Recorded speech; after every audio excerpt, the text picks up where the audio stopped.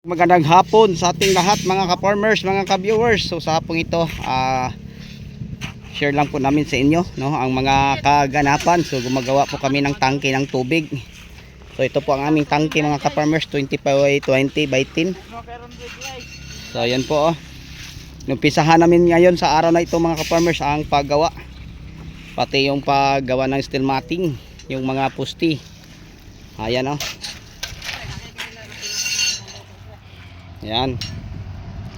So yun po ang ating ginagamit, number 12 na bakal and number 10, no. So may 8 poste mga ka-farmers. Ito po. Yan. Hinuhukay po natin sa lalim na 24 inches or dalawang roller. And then pinuno ng semento. So maglagay na tayo ng tie beam no, sa ilalim. Lagyan na natin ng beam. And then din sa taas beam din para matibay kasi mabigat, no, ang tubig. So ang gamit nating hollow block ito 5, malaki, no. So di 5 ang gamit namin. So yun po mga ka-farmers ang ating area, no, yung farm to natin. So sinabi ko na sa inyo na lahat na gagawin namin ibabahagi namin sa inyo para magkaka-idea kayo. So yung tubig natin mga ka-farmers, solar na yung solar na 6 na panel board. Ayan, napakalakas yan mga ka-farmers. May kanugon. Ayan po. Uy, 4 rapaw, sobra ra kayo na yung ibaw pa. Okay, wa man naman mao.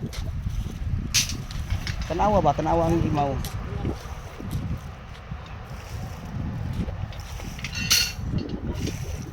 Eskwela gyud.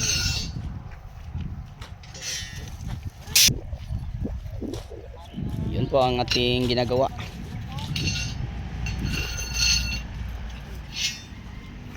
Mahog. Bahog, baglubot.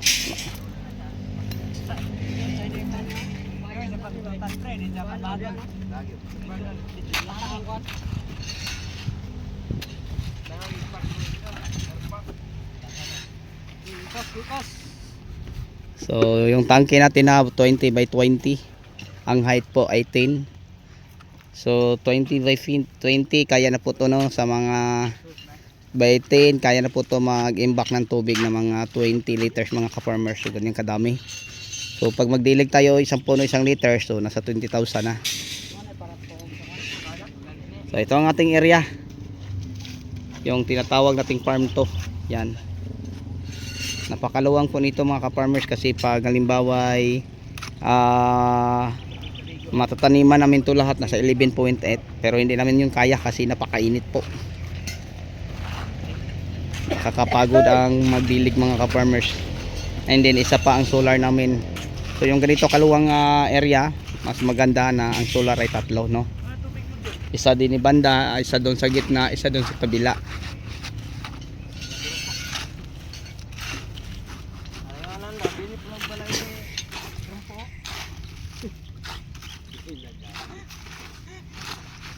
So meron na kaming posting nakatayo. Yan ang mga ka-farmers, na-align na namin.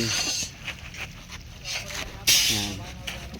Hanggang doon sa likuran 3 na. So 8 na po ito sila lahat. So yung 8 hindi pa nalagyan ng buhos. May 2 pa.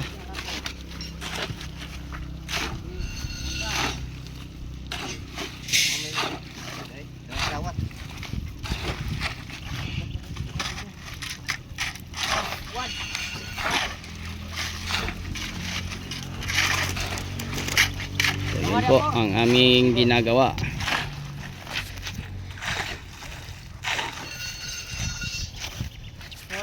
Rain or shine kami.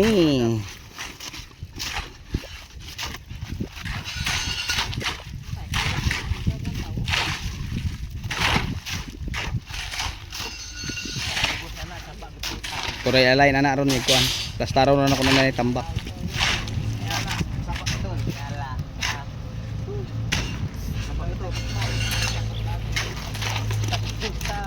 Anak lang karaga na.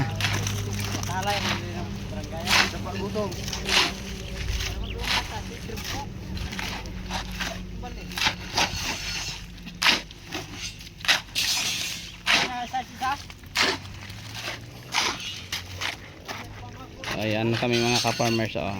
Kasaya kahit sobrang init.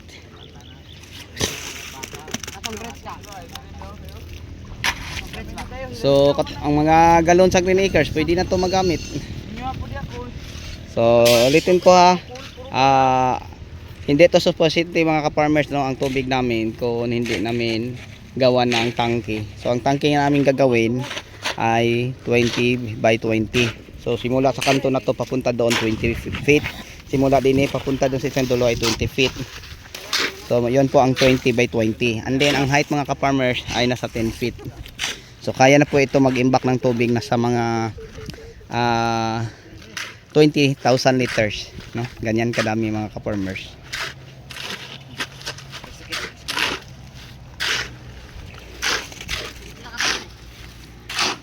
Okay, big love shout out po sa lahat nating mga AFW na mga subscriber.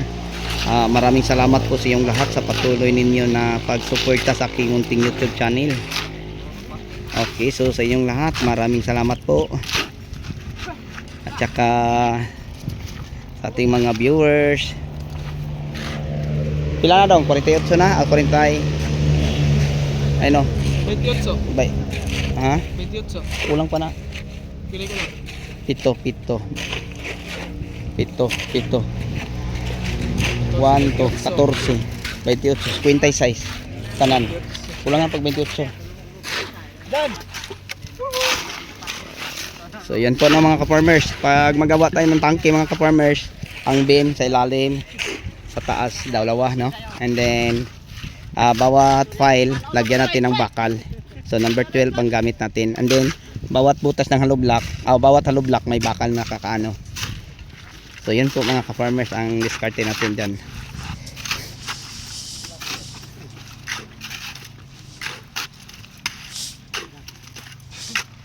So sobrang init. Wala tayong ulap na makikita mga ka-farmers. Napakaaliwalas po ang panahon. Grabe.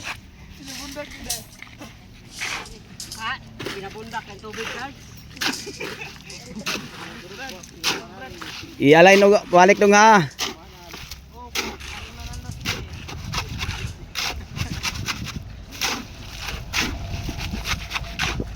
So yun lang po mga ka-farmers, mga ka-viewers. So bago tayo magtapos, mag-love shout out po uli sa inyong lahat.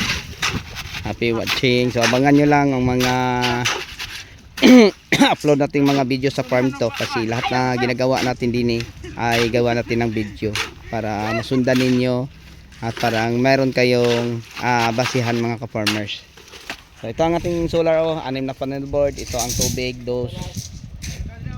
Pag may init lang may tubig, pag walang init walang tubig. Pag gabi mga ka-farmers walang problema kasi SCDC siya, naka-tap siya sa Crenty, naka-tap din siya sa solar. So ano po siya, walang problema kung halimbawa may operasyon sa gabi kasi may kuryente.